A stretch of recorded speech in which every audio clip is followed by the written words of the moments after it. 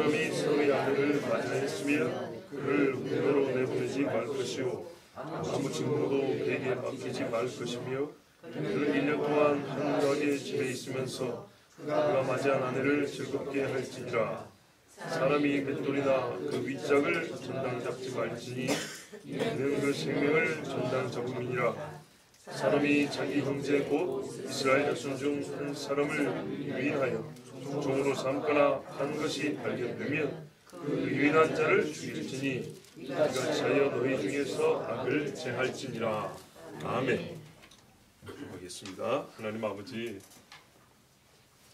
오늘 우리를 살리는 말씀이요 우리를 자유케 하는 말씀이요 주신 생명을 보존하고 받은 자유를 보호자하는 하나님의 말씀입니다. 이 말씀을 과거와 현재 장래까지 유효하게 하셨으니 우리가 말씀을 잘 지키게 해주시고 지킴으로 생명과 자유를 또한 누릴 수 있도록 인도하여 주시옵소서. 예수 그리스도의 이름으로 기도하옵나이다. 아멘. 자, 부부의 정결과 정절을 지키는 말씀에 이어서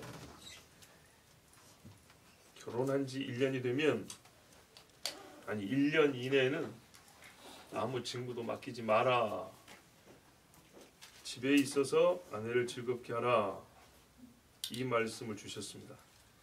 참 잘 어울리는 말씀 아닙니까? 부부가 미워하지 않고 헤어지지 않고 잘 지내는 방법 중에 같이 사는 것보다 좋은 게 어디 있고 서로 즐거워하는 것보다 나은 방법이 뭐가 있겠습니까? 이 사랑하는 데서 충분한 즐거움을 얻는다면 어디 부정한 짓을 하겠습니까?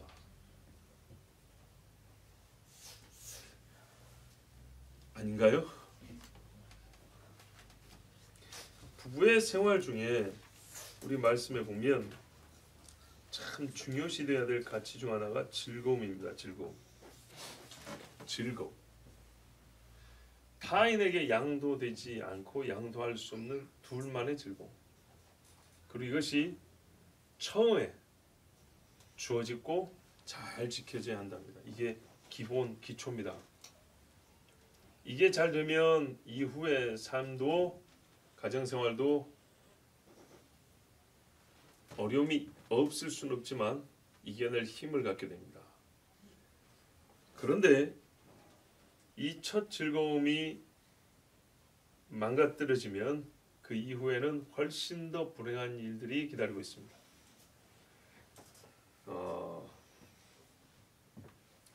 연애하는 거하고요 부부가 되어서 함께 사는 것은 다릅니다. 연애 10년 했는데 뭐 하고 결혼한 사람이 결혼하자마자 가정생활을 소홀히 한다.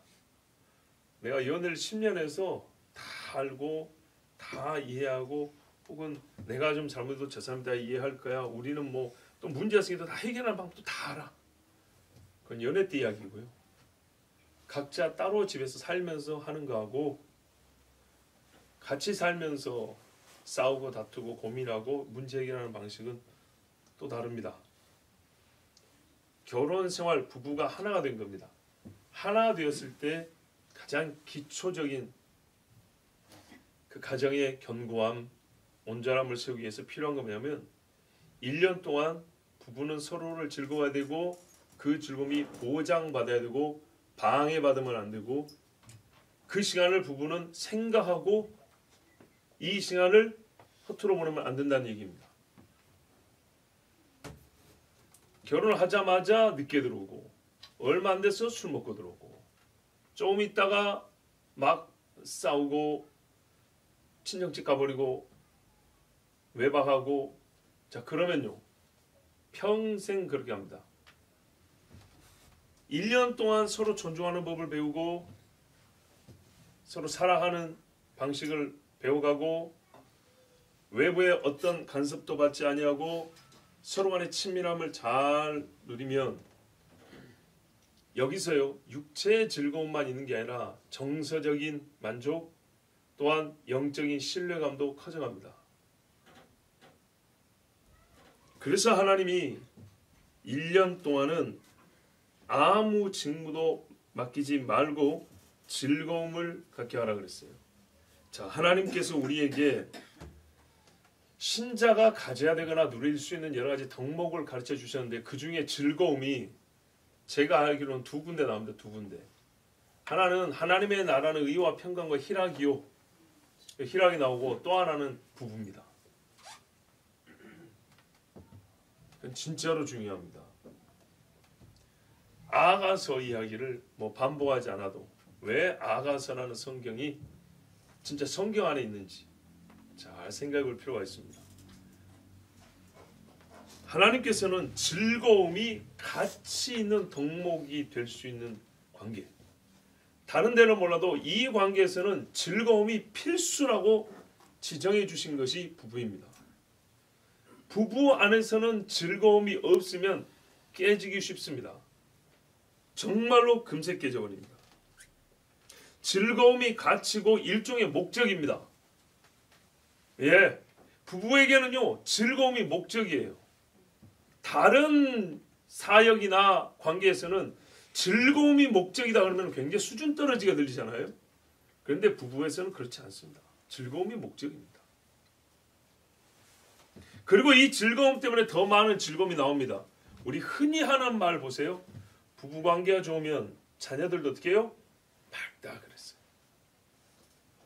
부모가 맨날 싸우거나 어두우면요 자녀들도 어둡다 그랬어요. 이건 경험으로 다 아는 바 아니겠습니까? 그리고 1년 동안에 대개 옛날에는 1년이면 자식이 태어납니다. 그렇죠? 보통 다 자식이 태어납니다. 그러면 그 자식을 낳아서 보는 기쁨까지 그 즐거움까지 해서 1년을 하나님이 확보해 줍니다. 무슨 일이 있어도요? 전쟁이 있어도. 지난 주일날 우리 강사로 오신 선교사님 저녁 식사 중에 이 결혼에 관한 이야기를 잠깐 나누게 됐어요. 제가 끄는 건 아닌데 이렇게 얘기하다 보니까 우리 교회에 청각들이 많다. 이런 이야기가 나와가지고 본인 그 선교단에는 또 자매들이 많아요. 올드미스가 엄청 많아요. 그래서 그 여자들은 우리 쪽으로 보내고 우리 남자들은 거기 가서 각시를 데려오면 되겠다. 사사기처럼 우리가 보쌈을 하자는 건 아니고 서로 그래도 영적으로 좀 맞을 거니까 그러면 좋겠다. 그런데 또 누가 그랬어요. 우리 형제들이 한 2년은 선교지 갈 각오가 되어 있냐? 이런 이야기를 했어요. 제가 그 이야기를 듣고 그 선교사님이 얘기한 게 아니고 옆에서 누가 그랬어요. 제가 굳이 2년 같이 안 가도 결혼을 해야 되는 거 아닌가 이런 생각하고 있었는데 마침 선교사님도 그랬어요. 예전에 이런 케이스가 있었다. 아마 초창기 때인 것 같은데요. 한 자매가 싱글로서 선교사 파송을 받았대요. 파송식을 해버렸대요. 파송식을 하고 출국을 하려고 하는 그 어간에 남자를 만났어요.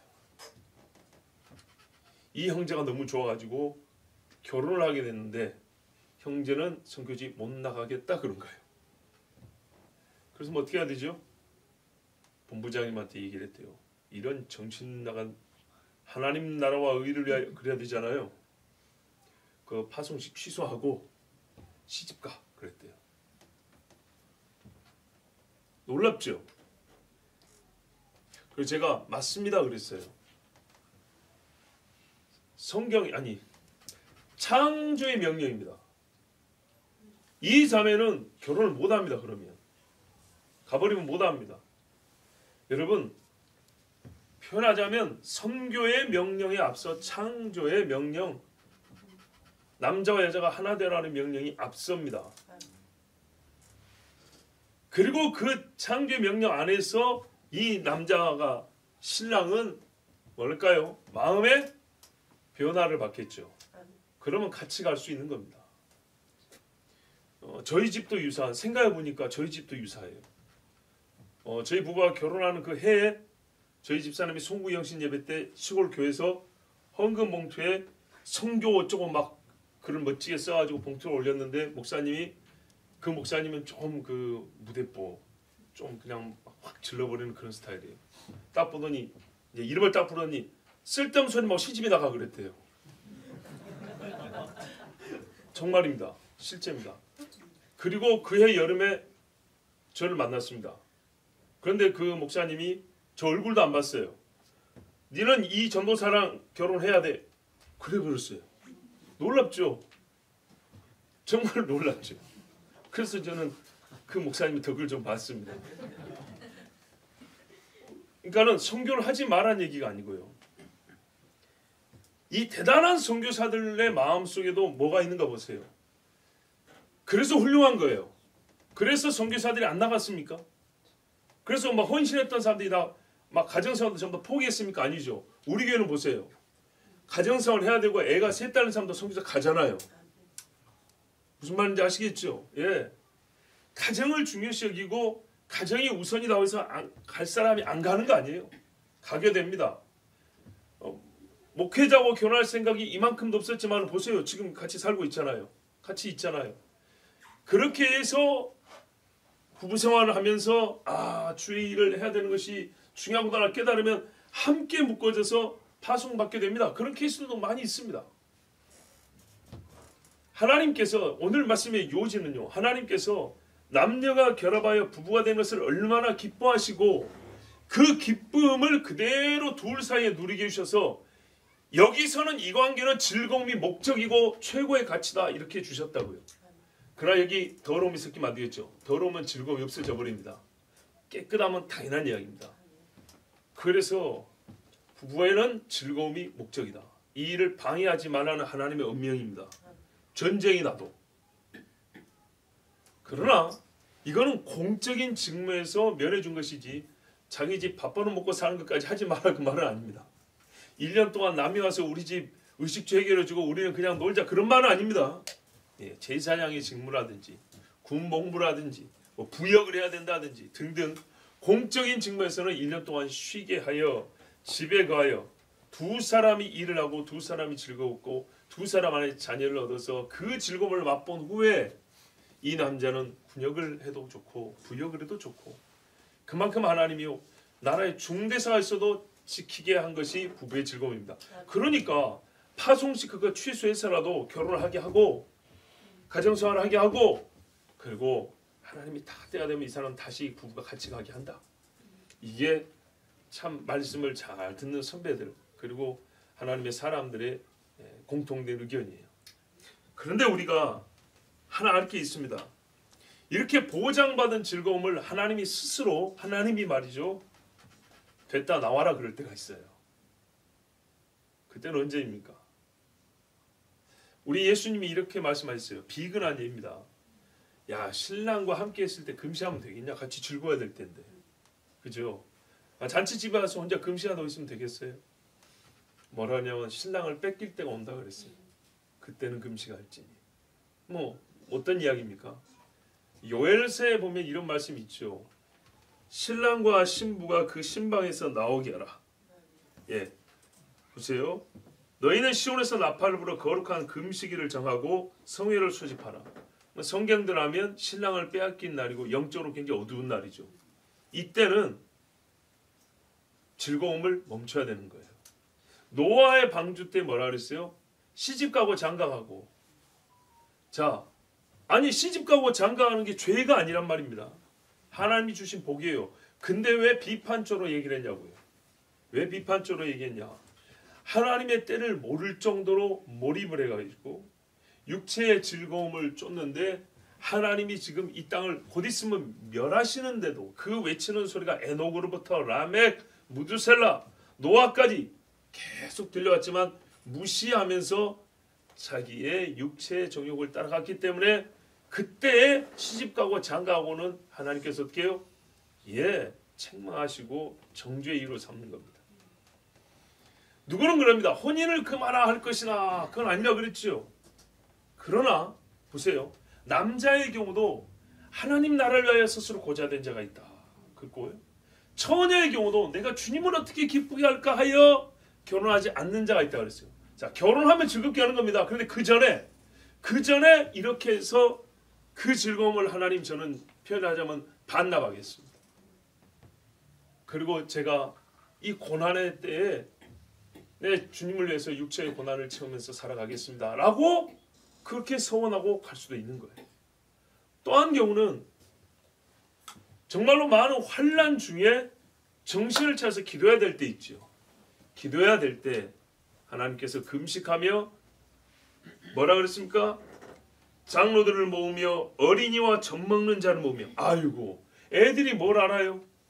젖 먹는 애가 무슨 생각이 있어요? 그런데 그런 애들도 어떻게 해요? 알든지 모르든지 성에 집합을 시키라는 겁니다.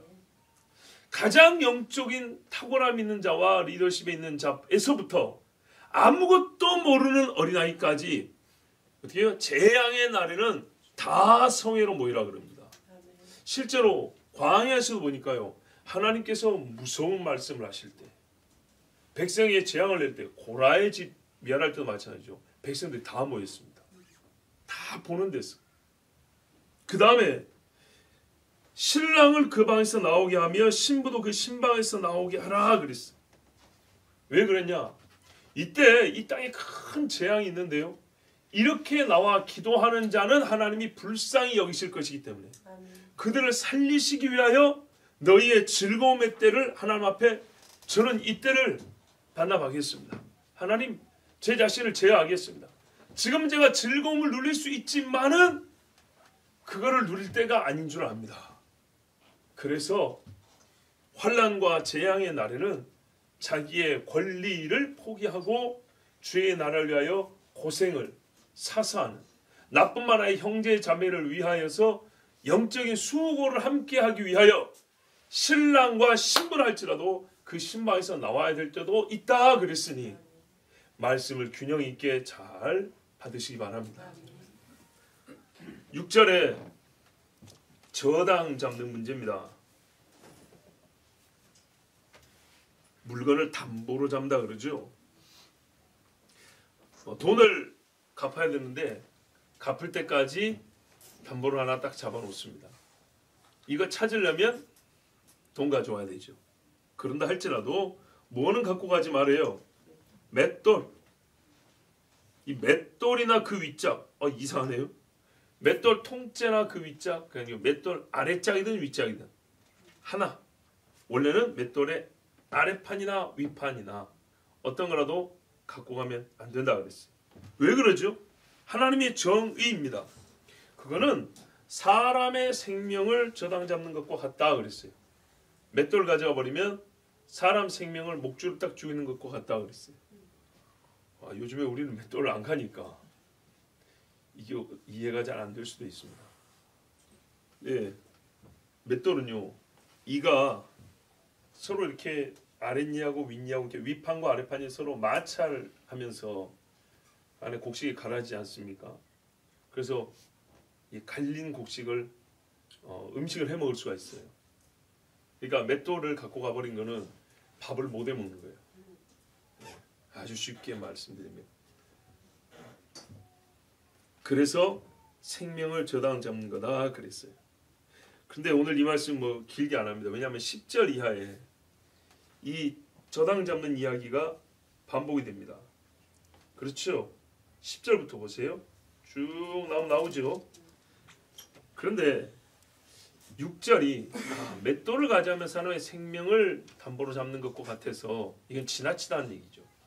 잘못하면 그 집사람 굶어 죽어요. 내가 아무리 빚을 많이 줘도 사람의 생명을 취할 수는 없잖아요.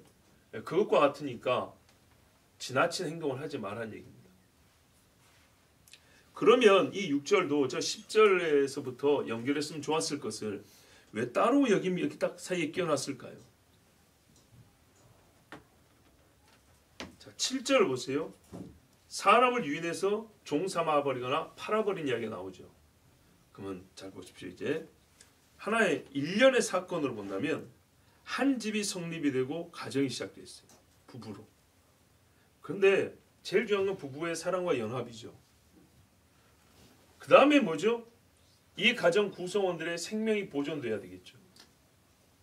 가난으로 인하여 죽거나 망하는 집이 되어서는 안 됩니다. 또 이 집 사람의 수가 늡니다. 자녀들이 태어나겠죠.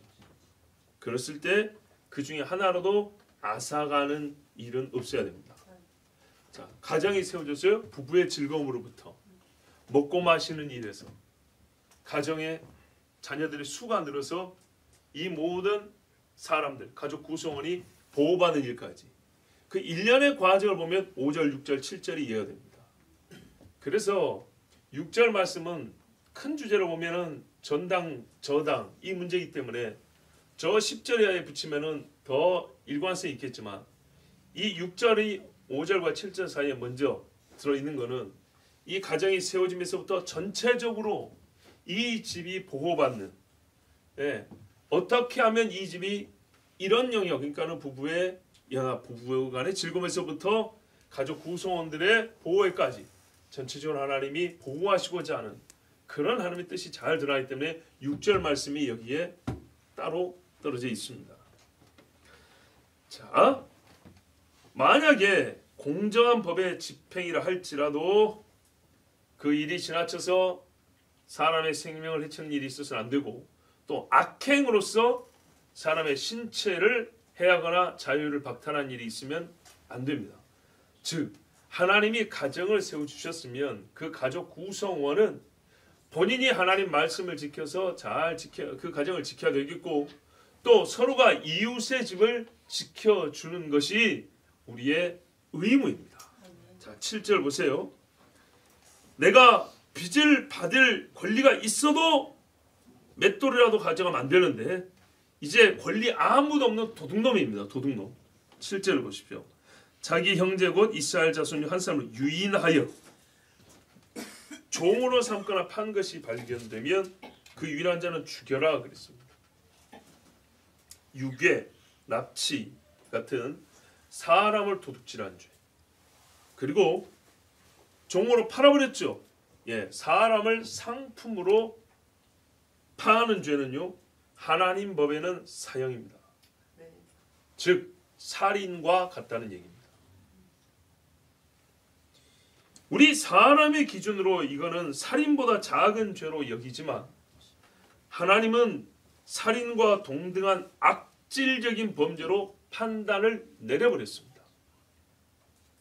사람을 죽이지 아니하고도 사람이 아니게 만든 행위입니다. 사람을 죽여버리면 존재를 소멸시켜버린 거죠. 그런데 이거는 사람을 존재를 소멸시킨 건 아니에요. 여전히 있지만은 사람이 아니게 만들어버린 겁니다. 종은 또는 판다는 것은 물건 취급 아닙니까? 사람을 물건으로 만들어버리면 이 사람은요 사람으로 살고 싶어도 물건으로 삽니다. 그래서 그 고통에 있는 사람이 뭐라 그래요? 나도 사람답게 살고 싶어요 이러잖아요. 그래서 뭐라 그래요? 자유가 아니면 죽음을 달라라는 말도 그리 나오는 겁니다. 사람답게 살지 못한다면 내가 죽는 것이 낫다라는 이제 그런 이야기들이죠. 이거는 경험해 본 사람들만 알 겁니다. 사람을 죽이지 않았으나 죽인 것과 같은 악행, 이것이 사람의 신체를 도둑질해가고 파는 죄입니다. 그래서 옛날에 서양의 훌륭한 기독교인들은 노예제를 폐지해야 된다. 노예 매매를 금해야 한다고 본인들의 생명을 걸고 싸웠습니다. 국가의 재정을 노예 무역하는 사람들에게요 보상을 해줬어요. 경제적 보상을 해주면서 우리 세금으로 경제적 보상을 해주면서 노예 무역하지 말았어요. 당신들 노예 무역으로 버는 돈이 얼마인가? 그거 우리가 돈 줄게. 하지마. 이 정도까지 한 사람도 있었어요. 대단하죠. 하나님의 형상으로서 하나님의 형상으로서 사람에게 절대 해서는 안 되는 행위. 절대 해서는 안 되는 말이 있는 것처럼 절대 해서는 안 되는 행위가 당연히 살인을 떠올리지만 그 외에도 팔고 뺏고 도둑질을 하는 것입니다. 하나님의 형상의 존귀를 소멸하고 박탈해버리는, 말하자면 이거는요 신성의 영역이에요. 하나님이 지옥에 던져버리잖아요. 그렇죠? 하나님만 할 수 있어요. 사람의 생명을 뺏고 그 영혼을 지옥에 던지시는 이가 하나님이시니 하나님을 두려워라 그랬어요. 그거하고 똑같을 수는 없죠. 사람이 하는 거니까. 그러나 원리적으로 비슷한 거예요. 네가 사람이야, 너는 사람 아니야 지금부터. 그 사람됨을 뺏어버리고 사람 밑에 놓고 밟아 짓이겨버리는 이런 행위는 말하자면 한다면 하나님만 할 수 있는 거예요. 절대 인간이 인간에게 해서는 안 되는 거예요. 그래서 사람이 하나님 노릇하는 행위하고 비슷한 거예요. 사람이 할 수 있는 한도 내에서 최대치로 악한 짓을 한 거예요. 신성모독의 행위가 여러 가지 있죠. 우상을 놓고 거기다가 절을 한다든지, 십자가를 세워놨지만 거기다가 연불을 외우고 불경을 외우고 향을 피운다든지, 이러면 하나님을 모독한 행위죠. 그런데요, 하나님의 형상을 팔고 종으로 노예로 부리는 이것도 역시 하나님만이 할 수 있는 것을, 왜 창조 주시니까 하나님은 하나님만이 할 수 있는 것을 인간이 하겠다고 하는 신성모독적인 행위가 됩니다. 여러분, 짐승이 아무리 귀해도요, 돈으로 계산이 돼요. 가축이 아무리 비싸도 5배 물어주면 죗값을 다 치는 겁니다. 그렇죠? 남의 가축 훔쳐다가 작물로 팔아버리면 5배 그랬어요. 하지만 사람은 죽이지 않고 자유를 박탈만 해도, 물건처럼 팔기만 해도 사형입니다. 이 시대 사람들 중에는요, 개를 사람보다 귀하게 여기는 사람들이 많더라고요. 개카페, 개놀이동산, 개요양원, 별게 다 있대요. 개가 미스터 도그가 식사할 때 힘들까봐 밥상 같은 것도 있대요. 고개 많이 숙이면 디스크 걸린다고, 고개 안 숙이고 밥 먹을 수 있게 이렇게 밥상을 이렇게 높여주는 이런 희한한 것들도 있대요. 개카페가 얼마나 대단하냐면요, 넓은 잔디밭에 펜션처럼 만들어 놓고 조명도 말고 음악도 틀어놓고 개 좋아하는 것들은 다 갖다 놨어요.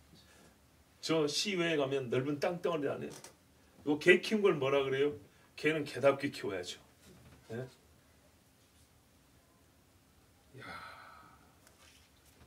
조형물을 사람보다 귀히 여기는 사람도 있더라고요. 막 조형물 아시죠? 동상 같은 거. 거기다 막 옷 입혀놓고 화장해놓고 막 별짓을 다 하대요. 여러분, 저기 스페인에 가면 말이죠, 파티마. 네, 파티마가 뭐냐면 제가 알기로는 그 누구야, 마호메트 딸인가 그래요. 얘가 카톨릭에서 성녀입니다. 성녀. 파티마상. 어떻게 하느냐? 전에 말씀드렸죠. 하루에 한 번씩 드레스를 갈아입혀줍니다. 하루에 한 번씩. 그 드레스에 온갖 보석, 그 한 발만 훔쳐도 값이 이루 말할 수 없을 겁니다. 예, 싼 거는 몇 천에서 비싼 거는 몇십억에 되지 않을까. 왜? 보석이만 달려있으니까요. 하루에 한 번씩 바꿔 입혀줍니다. 동상이 살아있습니까? 조심해야 합니다. 우리가 뭔가 잊지 않기 위해서, 기념을 하기 위해서 상을 하나 세우는 걸 뭐라고 하지는 않습니다. 거기까지는. 잊지 말아야 될 사건이 있기 때문에 하나님 있잖아요. 제단을 쌓아서 잊지 마라 그러잖아요. 그런 의미까지는 이해합니다. 여리고 앞에다가 뭘 쌓았어요? 그럼 요단강에 돌 가져다 쌓아놨죠? 길가에다가. 거기까지 이해합니다. 뭡니까? 또 정복 끝나고 두 지파 반이 갈 때 강가에다 제단 쌓고 갔죠? 사람들이 있잖아요. 이 제단이 뭐냐? 이 조형물이 뭐냐? 우상 숭배하는 거야. 보십시오, 형제들이요. 이거는 번제단으로 쓰는 게 아니라 순전히 기념물 아닙니까? 기념물. 귀신에게 번제 바치는 제단이 아니고 우리 사이의 약속을 기념하는 것입니다. 라반과 야곱 사이의 약속, 여가 사두다, 이런 것처럼 그런 조형물이 있는 것까지는 괜찮은데, 거기다가 마치 살아있는 사람에게 하는 것과 같은 행위를 하면 어떻게 될까요? 우상 숭배되죠. 그렇게 해요. 숨도 못 쉬는 것들을 높이고, 저기 산에 가면은 저기 많이 있죠. 또 이런 사람도 있잖아요. 대단합니다. 그런데 정말 살아있는 형제들이 헐벗을 때 옷 한 벌 주지 아니하고, 배고플 때 밥 한 그릇 주지 아니하고, 개는 병에 걸릴까봐 세상에. 그런데 유세 형제들이 아플 때는 한번 우리가 기도하고 돌아보지 아니하고, 이거 사형 아닙니까? 로마서 1장에 가니까 사형에 해당하는 죄가 많더만요. 진짜 하나님이 우리를 살려주신 게 감사. 이 행위가 우상 숭배가 될 수 있다는 것은 다윗이 이런 말을 했기 때문에 또한 실제적인 사례가 있습니다. 사무엘상 26장 19절에 원하건대 내 주 왕은 이제 종의 말을 들으소서. 만일 왕을 충동시켜 나를 헤아려 하는 이가 여호와시면 여호와께서는 재물을 받으시기를 원하나이다마는 만일 사람들이면 그들이 여호와 앞에 저주를 받으리니 이는 그들이 이르기를 너는 가서 다른 신들을 섬기라 하고 오늘 나를 쫓아내어 여호와의 기업에 참여하지 못하게 함이니이다. 아멘. 무슨 말인가요? 다윗이 사울에게 쫓길 때 이렇게 말했어요. 아니 누가 내가 왕을 모함하고 왕을 배역한다고 그럽니까? 그 이야기가 하나님께로부터 나왔으면 나는 할 말이 없고 하나님은 재물을 받으셔야 됩니다. 그런데 사람으로부터 나왔다면 그 사람은 저주를 받을 겁니다. 여러 가지 의미에서 저주를 받겠죠. 거짓말도 했고 사울로 하여금 나쁜 짓을 하게 만들었으니까 저주를 받아야 되죠. 근데 또 하나의 의미가 있는데 그거 뭐냐면 왕이 나를 미워하니까 내가 자꾸 도망다니다 보면 결국 어떻게 해서 이방 땅으로 가지 않겠습니까? 이방 땅으로 가게 되면 내가 우상 숭배하는 자가 될 가능성이 있지 않습니까? 이스라엘 중에서 어떤 사람을 경계 밖으로 밀어낸다는 얘기는 너 우상 숭배하라 라고 말하고 똑같다는 겁니다. 그래서 나는 그런 의도가 아니었는데요 해도 그 사람은 우상 숭배자를 만드는 죄의 짐을 져야 하는 것입니다 라고 다윗이 그렇게 말했어요. 그렇다면 보세요. 이스라엘 사람들이 이스라엘 경내에서는 팔기가 어려우니까 형제자매들 훔쳐 잡아가지고 어떻게 해요? 이방에다 팔아버립니다. 이방에다 판다는 얘기는 뭐예요? 그 나라 백성 되라는 얘기입니다. 우상 숭배자 되라는 얘기입니다. 그러니 이 죄가 하나님께서 네 목을 좀 내놔야 되겠다 한다 한들 우리가 심합니다 하나님 하고 불평할 수 있습니까? 그럴 수 없습니다. 자, 여러분 하나님은요 우리의 즐거움에도 관심이 많으세요. 보다 본질적으로 말하면 하나님이 우리에게 즐거워하라 명하신 말씀도 상당히 많은데 그 중에 전쟁에 군역으로 복무해야 될 사람이라 할지라도 장가를 갔다면 1년은 다른 사람이 대신 싸워주고 그는 집에 가서 자기 아내를 즐겁게 하여야 한다 할 정도로 하나님이 즐거움 자체를 목적으로 한 관계가 있고 그리고 그렇게 하신 이유는 그렇게 해서 하나님 주신 복을 누리면서 한 집이 세워지기 시작하기 때문입니다. 이 처음에 부부의 즐거움이 보장되지 않으면 집의 장래는 어두울 수밖에 없습니다. 그리고 행여 이 집이 다 부자는 아닐 거 아니에요. 여럿이 살건 이렇게 이제 신혼을 시작했던 간에 어떤 집이든 간에 가난으로 인하여 집이 붕괴되는 일은 없도록 또 하나님이 지켜주시고 또 하나는 누군가 이들이 갖고 있는 자유를 박탈하고 빼앗음으로 말미암아 하나님의 형상으로서의 그 누림, 자유의 누림을 누리지 못할까 하여 하나님이 이 죄는 사형이다 라고까지 엄명하셔서 하나님의 백성이 하나님 진짜 은혜 안에서 품 안에서 집을 이루고 안전하고 즐겁게 생활하는데 하나님의 말씀이 오늘 우리에게 주어졌습니다. 이게 율법의 다는 아니지만 우리가 생각하고 있는 율법 안에 이 말씀이 있다는 생각해 볼 때 관념을 좀 바꿔야 되지 않겠습니까? 얼마나 따뜻하고 부드럽고 참 감사한 말씀입니까? 세상에 집달이라 그러죠. 옛날에 집달관이라고 부르는데 이제는 오면 아무데나 다 붙여버립니다. 손도 못 대게 합니다.